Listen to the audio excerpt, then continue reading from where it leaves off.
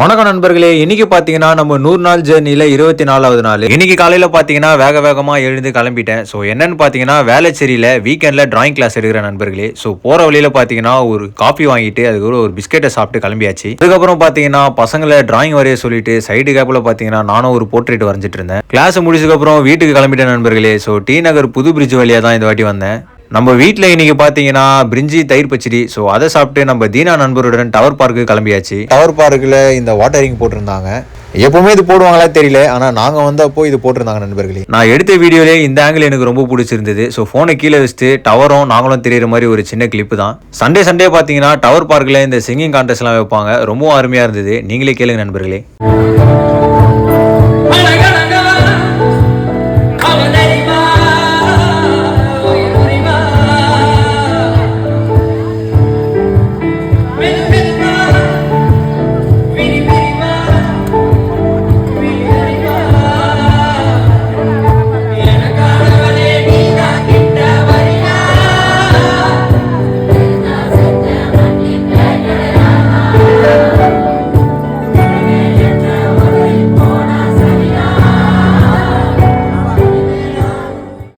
இன்னைக்கு சண்டேன்றதுனால பார்த்தீங்கன்னா நம்ம நண்பர்களுடன் சாப்பிட்றதுக்கு ஹோட்டல் கிளம்பிட்டோம். நண்பர்களே, ரொம்ப பெரிய வருத்தம் எனக்கு தான்.